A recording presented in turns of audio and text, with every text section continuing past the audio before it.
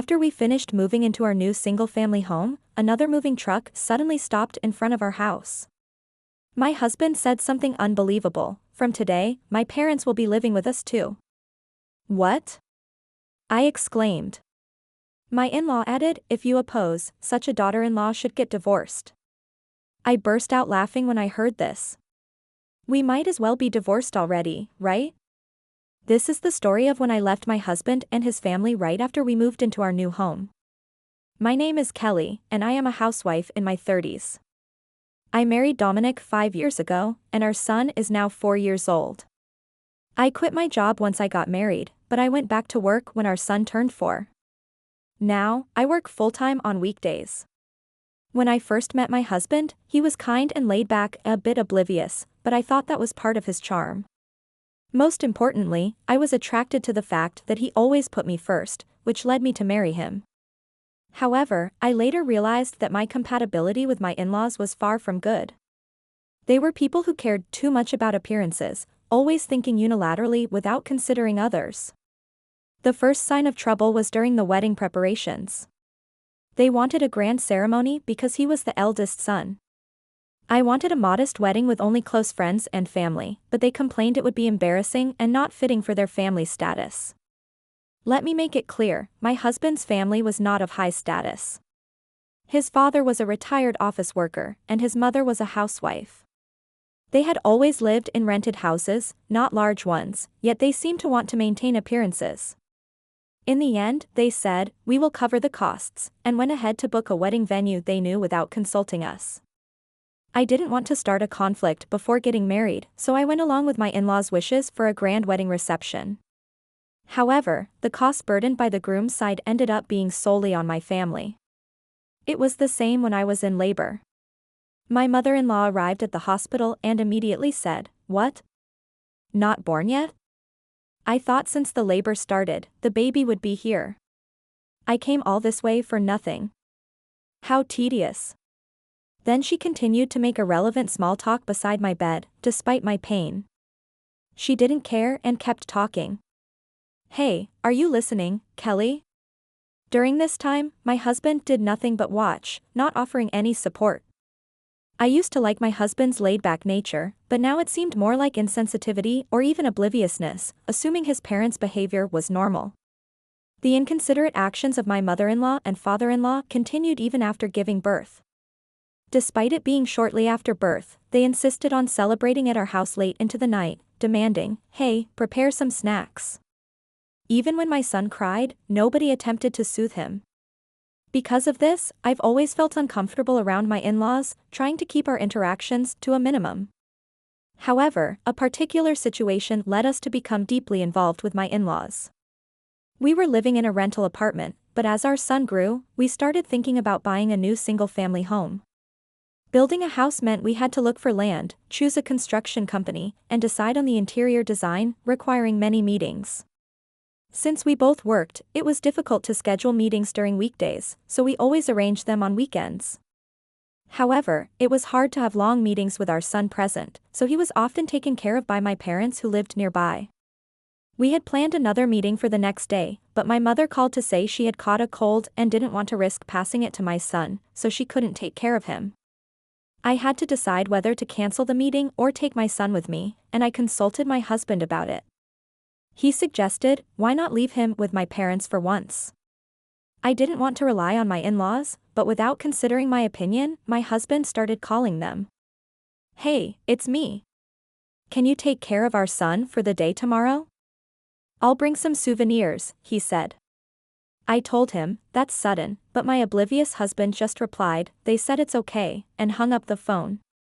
I had a bad feeling about this. The next day, we took our son to my in-laws in the morning before heading to the meeting. When we returned, I brought some sweets that my in-laws liked, hoping to leave quickly. But as expected, I got caught up. "Building a house, are you? What kind of house is it?" my father-in-law asked. "A system kitchen, huh? Young people these days have it easy," my mother-in-law added with a string. Then my husband said, "I've left everything about the kitchen up to Kelly." My mother-in-law, looking at me, said, "Oh, I'd love to use a nice kitchen myself." So I said with a smile, why don't you consider remodeling your kitchen then? She replied, as if we have the money for that. I'd rather have you do it as a filial duty. Watching this, my husband carelessly said, well, once our house is finished, you should come and see. You can even use it if you want. I didn't like the idea of someone else using my kitchen. After being asked all sorts of detailed questions about the new house for 2 hours, I was finally free. On our way home, I felt anxious and checked in with my husband. Hey, your parents seemed interested in our house. We're not going to live with them, right? I asked. He replied, it's our family's home. I told you Kelly can do whatever she likes with the kitchen. So I believed him. From that day, my in-laws started offering to take care of our son during our meetings. While it was appreciated, they always ended up giving unsolicited advice about the house. My father-in-law would say, show me the blueprints, and ask, how big is the bath? How spacious is the guest room? He even suggested, you should install handrails at the entrance for when you get older. My mother-in-law would say, this room should be a guest room, it's more comfortable, and, how high is the kitchen counter? When I told her, she'd say, oh, that's inconvenient for me. When she suggested, you should make it lower, I couldn't help but respond, I made it at a height that's convenient for me. Then my father-in-law said, it's not just you using it. Dominic will live there too, so you have to consider everyone's convenience, as if we were designing the house to accommodate occasional visitors. Looking to my husband for support, he simply accepted their words without any objection. I wondered whose house we were building every time we had such exchanges. I grew tired and suggested to my husband, can we stop leaving our son with your parents? I'm troubled by their constant interference with the new house. He dismissed it, saying, it's helpful that they take care of our son. Just put up with a few complaints. That's what wives do. I pressed on, but your parents are pushing their opinions too much. It's like they're planning to live there themselves. We're not going to live together, right? My husband roughly snapped back, I told you, it's our family's home. Stop nagging or let's just get a divorce. Divorce? What is he even saying? I thought. The intrusion about the new house started with his parents, yet it ended up being about our divorce. From that day, my husband's threats of divorce increased every time something happened. On another day, after a meeting, my in-laws came to our house and started discussing the new house again. Hey, shouldn't you change the location of the bath? My father-in-law started. I called, thinking he'd surely answer, but he didn't pick up. Maybe he's still enjoying himself with everyone. I'll try calling again later, I thought. I tried calling every 50 minutes, but still no answer. Worried, I contacted my mother-in-law to check on him. Hello, Karen. You must be tired. I'm sorry we went on this trip without you. We told Marcus we'd prefer you to be with us, but he insisted, my mother-in-law said. I knew from Marcus that his mother used to be a strict teacher, but now she's much gentler and always cares about how busy I am. Never mind. We're so busy at the company this year that I couldn't make time. I'll make it up to you next year, okay? Oh, don't worry about it, she replied kindly. Just having this wonderful trip as a gift from you is more than enough for us. Her words, warm like a smile, seemed strange to me. Wait, a gift? I asked, confused by the term. She seemed surprised by my question. Oh, isn't it? Marcus told us this trip was fully paid for by you since you couldn't join. I couldn't help but shout in surprise over the phone, realizing I didn't know anything. For my reaction, my mother-in-law quickly explained, isn't this the trip Karen arranged? Marcus paid for everything with Karen's card, so I thought it was from you. The trip included Marcus's parents and his sister's family, 6 people in total. The flight alone cost about $2,000 per person minimum, and with other expenses, it easily exceeded $22,000. It's outrageous to use such a large sum without asking me, especially since I usually cover living expenses. Marcus doesn't gamble or smoke, so his salary should be intact. He earns enough to afford such expenses, yet. As he continued not answering my calls, my anger started to boil. Sensing my upset, my mother-in-law spoke with concern. Karen, are you okay? We'll pay back every penny. Marcus insisted on covering everything, which seemed odd. My husband and I decided to pay you back later. We miss you and planned to visit you. Thinking the trip was based on a terrible plan, she continued to comfort me. You're not at fault. It's also your 60-second celebration, so please use that money for your enjoyment. I'll get Marcus to pay for it. But could you tell me more about the church's planning? I was trying to figure out what Marcus was up to when I realized this trip must have been planned months ago without me knowing. At that moment, I started to doubt him.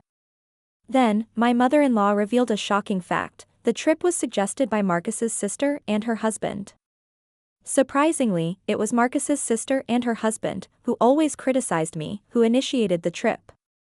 Marcus's brother-in-law, an executive at a company competing with mine, looked down on me for being a female CEO. Because of his pride, Marcus never stood up to his sister. The sight of Marcus showing respect to someone other than myself must have caught my sister-in-law's attention. Even though she has always controlled Marcus, I couldn't stand the fact that she got offended by Marcus just being slightly nice to someone else. With their strong sense of rivalry, my sister-in-law and her husband disliked me, and I always tried to avoid them as much as possible. This couple, always competitive and disliking me, possibly planned this trip to create a rift and exclude me, using Marcus as their source of money. I'm so sorry, I didn't know anything. Marcus told me you were busy and asked us not to contact you directly, my mother-in-law said. If my in-laws and I were to communicate, it would have exposed the plan and potentially caused a rift in our marriage. To prevent this, Marcus had already advised his parents not to reach out to me because of my busy schedule. His words were absolute to them, and they decided to follow his advice and planned to express their gratitude. When they returned, my father-in-law suddenly asked, Karen, did you give Marcus a card or something? He was paying with a gold card I've never seen before. His urgent tone confirmed my suspicions. The moment he mentioned the gold card, I checked my safe and found that the gold card he mentioned was missing. This card is crucial for our company, and only Marcus and I knew the safe password. I never thought Marcus would steal from the company, but it was clear he had taken the card. As the finance manager, he could easily change the records. Realizing he was misusing company funds, my anger grew, and I told my in-laws what had happened. They turned pale with shock. What should we do? Are we part of this theft? We'll go back with Marcus immediately. We're as guilty as he is, even if we didn't know, my mother-in-law panicked. My father-in-law, who always takes his responsibilities seriously, agreed. We'll accept our punishment once we're back. I shook my head, disagreeing. No need for that. You were just tricked by Marcus, you're not at fault. But I can't let Marcus and his sister's family get away with this. We don't need punishment, but could you help me with something? I continued. I ignored Marcus's actions until now, and that's my fault. He's taken me for granted, thinking he can just apologize and get away with it. This isn't just a personal problem, it's about the company. We need to teach him a lesson. All right, we'll do whatever we can to help, they responded. So, we began planning how to get back at Marcus. I was surprised by my cleverness, but my love for Marcus had turned into hatred and anger. Initially, my in-laws were hesitant about this harsh plan, but as parents, they finally decided to stand by me. Just as we were discussing this, Marcus unexpectedly called. I ended the call with my in-laws and picked up Marcus's call. What's up? We're enjoying a family-only trip, so what's this important talk about? Marcus's sarcastic tone irritated me even more. You took your time calling. Did you go a little wild, huh? He added. No way. Just having drinks at a nearby bar with mom and dad, he continued, but this confirmed he was lying. I had just spoken to his parents, and there was no noisy bar sound in the background. Besides, they had no reason to lie to me. He was probably out causing trouble with his sister's family. His words cooled my feelings for him completely. Oh. By the way, Marcus, you haven't been messing with the company's expenses, have you? His attitude changed instantly at my unexpected question. What's that all about? His tone, usually light-hearted, turned deadly serious. Was this his true nature? Seeing his attitude shift as if he now saw me as an enemy, I faced him with equal firmness. Just checking since there will be an audit at the company soon, I replied calmly. Are you suspecting me? His defensive reaction showed his guilt. I couldn't help but laugh at his poor response. What's wrong? I was just concerned, and you're talking about suspicion. Did you do something wrong?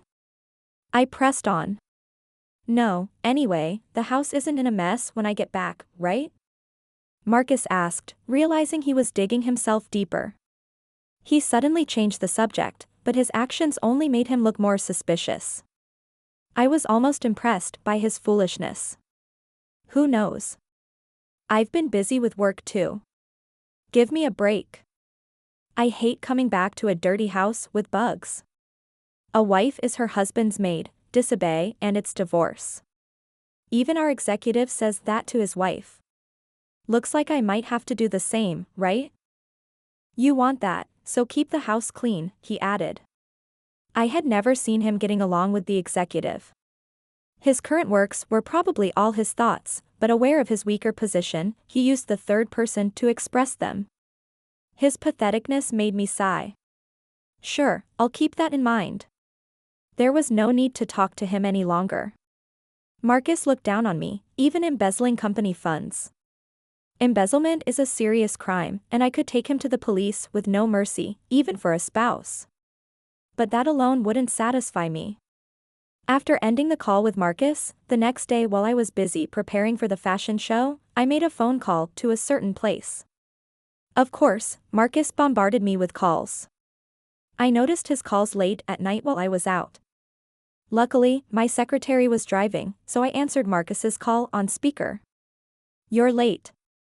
What have you been doing? His voice was rougher than I'd ever heard, surprising both my secretary and me.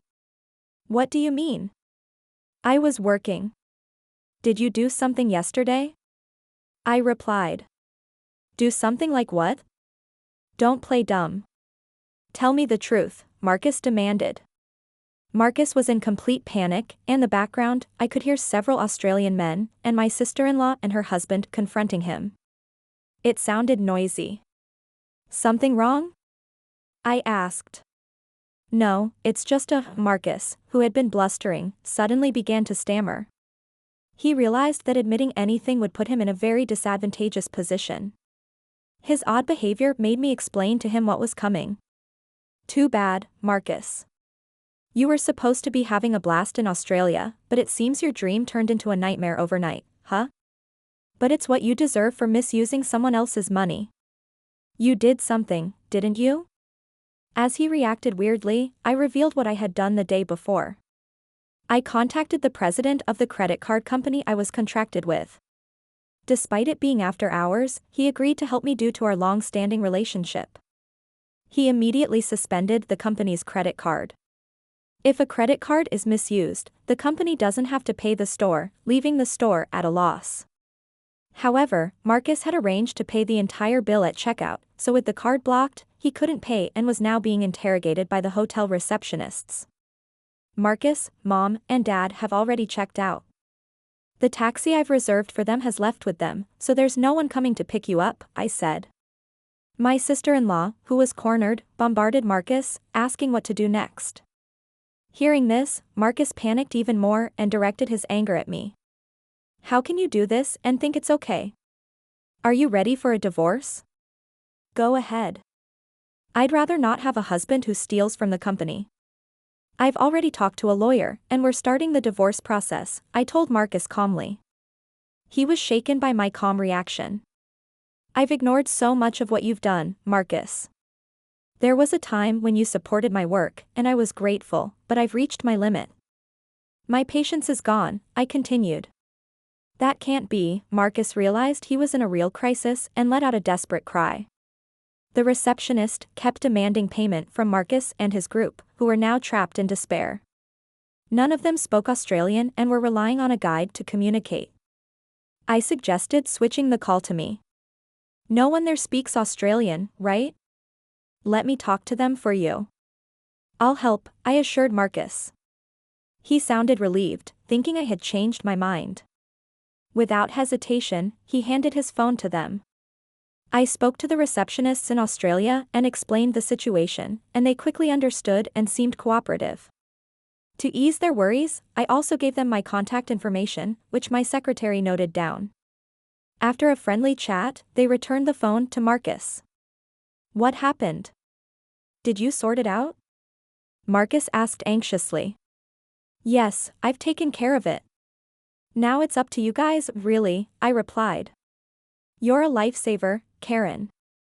I love you, he said gratefully, then hurried off, apparently called by the receptionists. Are you sure about this? It probably won't end well, my secretary asked.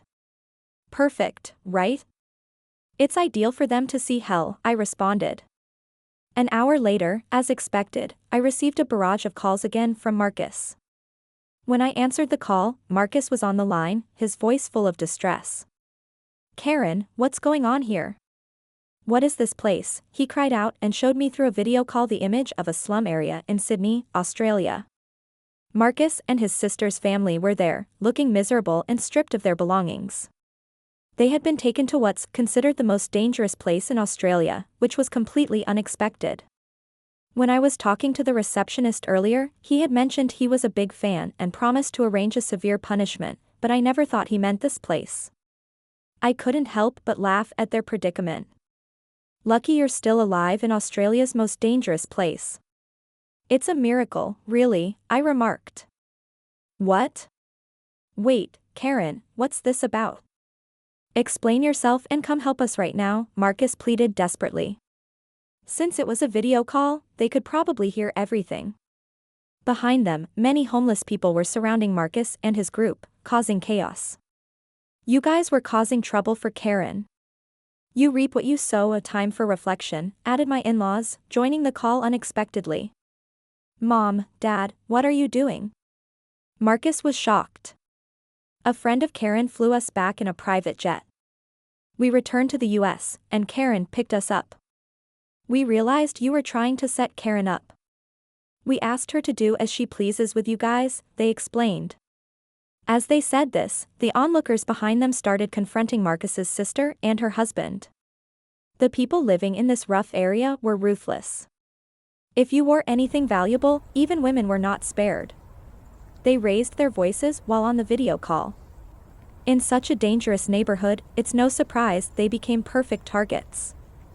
I addressed the crowd in Australia, loud enough for them to hear, telling them these men had been using my card illegally and had treated me horribly. I encouraged the locals to do as they pleased with Marcus and his group, and they eagerly agreed to give them a hard time. Suddenly, the call ended, probably because someone snatched the phone. After that, Marcus and his group were stuck living in the harsh conditions of the slum, treated poorly by the locals. Without money to return to the US, they were essentially trapped abroad. Later, I confirmed with the hotel receptionist that an acquaintance of his, who was a leader in that slum, had agreed to look after Marcus and his group in return for his help. I promised to treat him to some good liquor the next time and assured him not to worry. They made a deal to keep Marcus and his group safe from life-threatening situations.